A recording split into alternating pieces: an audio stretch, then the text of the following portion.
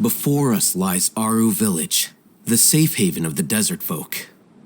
Whoa, this landscape is really something else.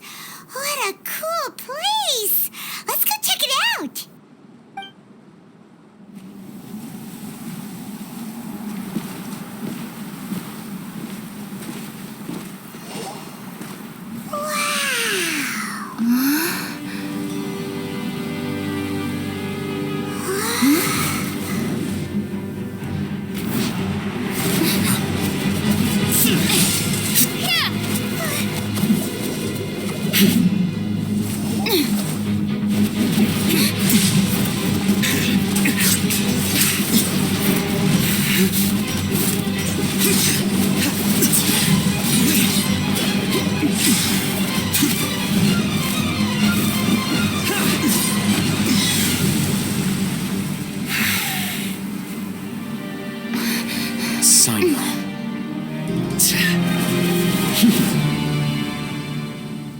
Unless my memory fails me, we have barely spoken 2 words to each other before now at the Academia.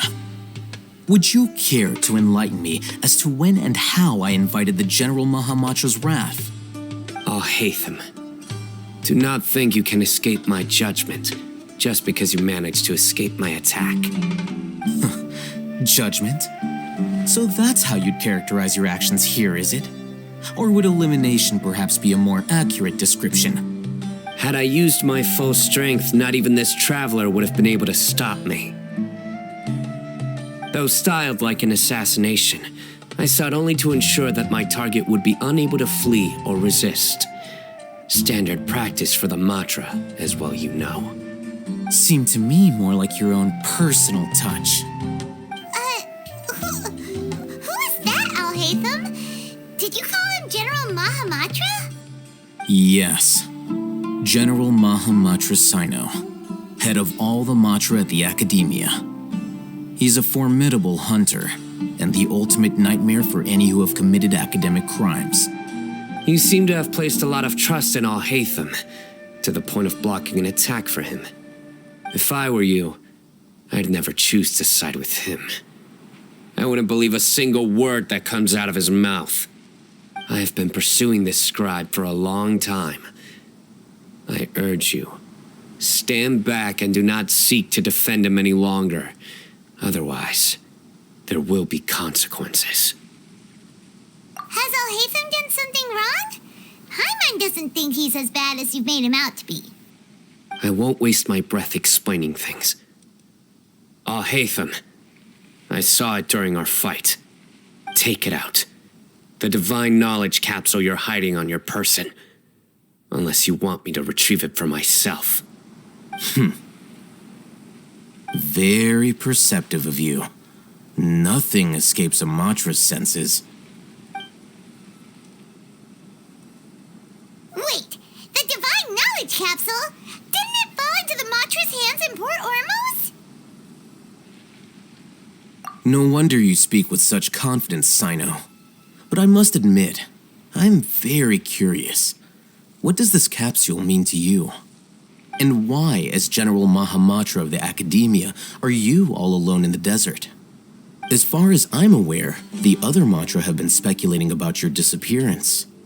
Have you been given a mission that's, let's say, morally dubious? If I was the real target of your mission, what was stopping you from simply using your authority and resources to judge me within the walls of the Academia? I should have known you'd be difficult to deal with. You two? Ugh! What should we do, Traveler? Paimon feels like we can't trust either of them. Well, look at you two, acting all tough and self-righteous over there. Wait, Dia? Great!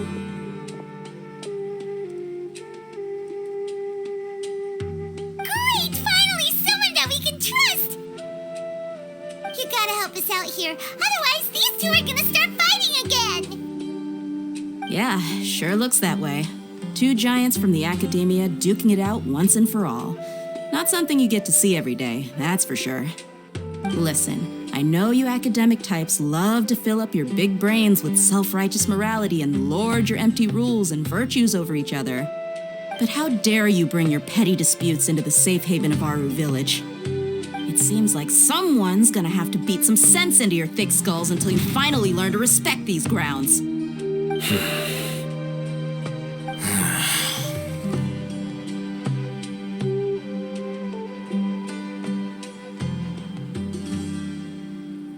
Hey, did either of you hear a word I just said?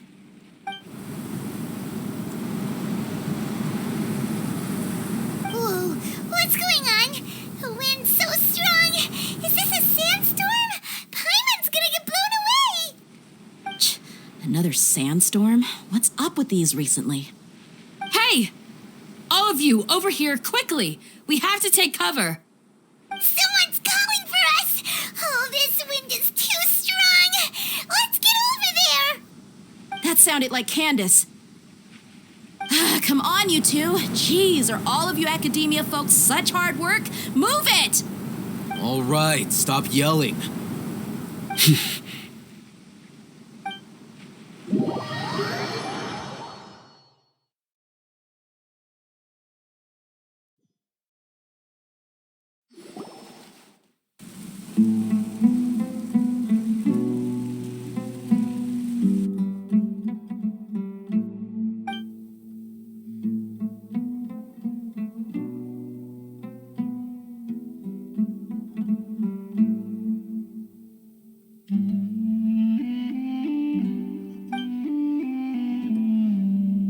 Well, this is pretty awkward. Hey, wanna play sardines with 3 people who wanna tear each other limb from limb? Sure, why not? Sounds fun. The air is so thick and heavy. Paimon can hardly keep floating anymore. My sincere apologies, everyone. This is the home of our village chief. I will have to ask you to make do with this small room until the sandstorm dies down. Please, let me introduce myself. I am Candace, protector of Aaru Village. Our savior has come at last. Nice to meet you, Candace. The name's Paimon. Thank you so much for helping us. There's no need to thank me. It's only right to help each other when the weather gets rough. Wow, she's so gentle and caring, like a nice older sister. Unlike those guys over there. All right, now that we're all better acquainted, we should return to the topic at hand. As a guardian charged with the responsibility to protect my fellow villagers from harm, I was observing your conflict from afar, even before the sandstorm started. And now that you have set foot within Aaru Village itself, it is all the more my responsibility to make absolutely sure that you pose no threat whatsoever to us. So please, have an honest and sincere conversation with one another and put your hostile feelings to rest. If anyone dares to start anything again while they are under this roof, I will not hesitate to send them out for some quality time with the creatures of the sandstorm. Oh, on second thought, Paimon may have misjudged Candace's character. And that goes for you too, Miss Dia. Do I make myself clear? All right, we got it, Candace. That's what I like to hear. So, which of you will begin? I was supposed to be a mediator, but I might have gotten a little too involved just now. Anyway, one of those two should probably start talking. Wait, that was you trying to be a mediator? I have nothing to hide, so there's no shame in explaining myself.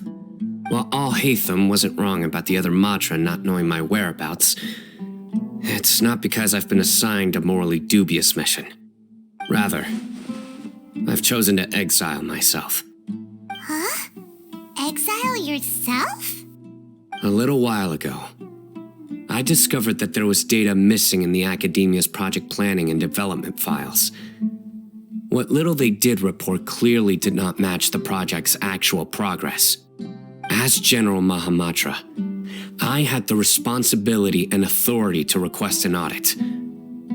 However, to my surprise, The person responsible for the erroneous data was none other than Grand Sage Azar himself.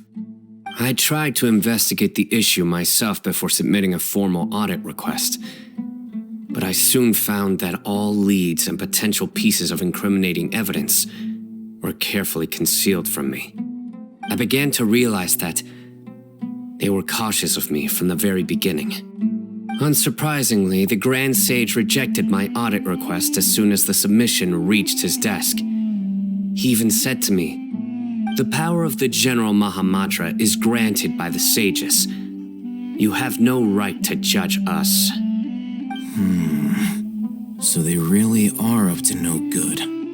I realized then that to the Grand Sage, the Matra are nothing more than tools for the sages to assert and maintain their control over knowledge. The vows that we took, the principles that we strive to uphold, they are meaningless to the academia of today. I believed it would be wise to flee the academia before the sages had a chance to take action against me.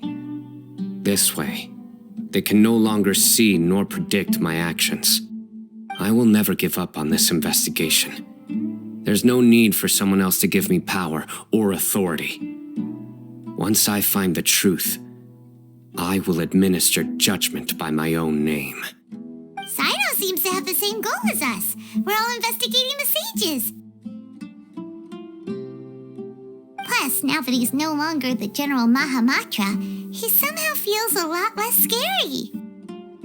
Well, Sino, if that's your story, then why did you see Alhaitham as a target?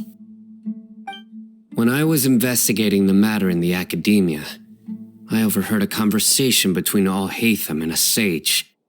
The sages asked you to investigate a blonde-haired traveler. Do you dispute this, Alhaitham? What? Like many parts of the project, this assignment was undocumented. Now throw in your suspicious behavior with the divine knowledge capsule, and I think we deserve an explanation. Yes, I was indeed tasked with investigating the traveler. Alhaitham? After all, the promised reward was so great that hardly any scholar could have refused. The sage told me, once you've completed this assignment, I can give you a glimpse of divine knowledge. A most enticing offer. Unfortunately, those academics don't know me at all. Their words contained one key piece of information, namely that divine knowledge indeed exists. That gave me all I needed to know. From my perspective, the sages are far from trustworthy. Think about it. Isn't it a little strange they're so willing to share divine knowledge with anyone, even as a reward?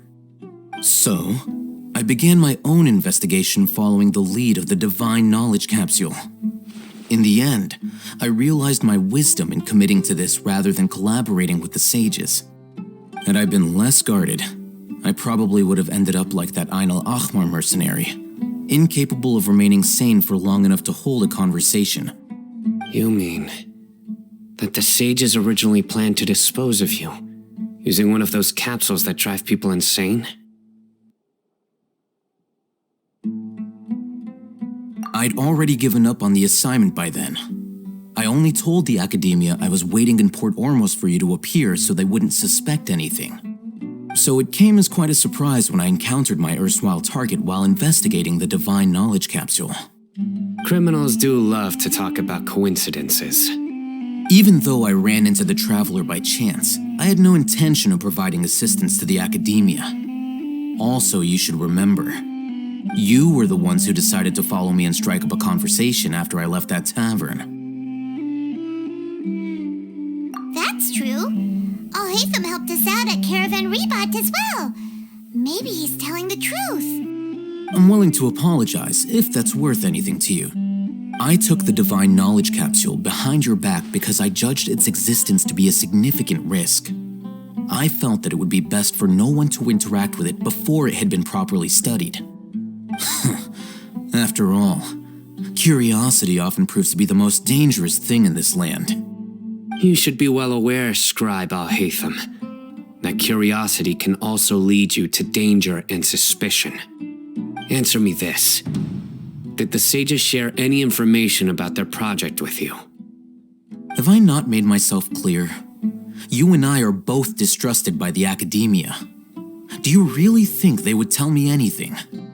Fine. Although you haven't completely proven your innocence, I won't regard you as an enemy, for now. As you wish. Good. I'm glad to see you two clearing up your misunderstandings. And now you, Dia. I believe it's your turn. Oh, sorry.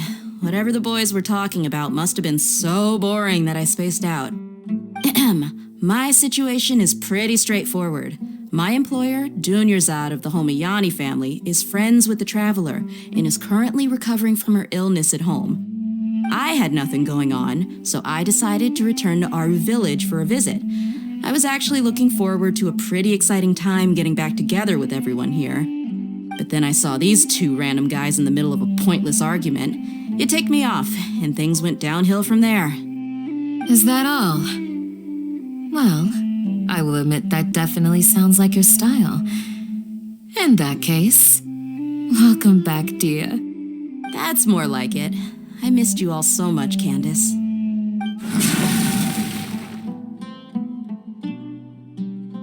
Whoa! What was that sound? No need to worry.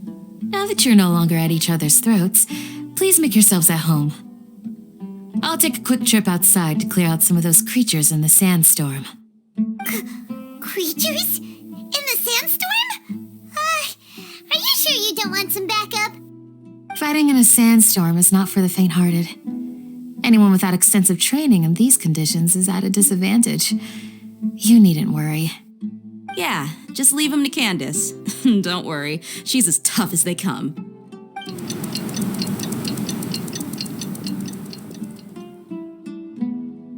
The wind's died down. That means the sandstorm's over, right? Candace still isn't back yet, though. Is she alright? Maybe we should go out and check on her. When you put it that way, even I'm starting to feel a little worried. All right, let's go. We've been here long enough, and the boys are as chatty as the floor.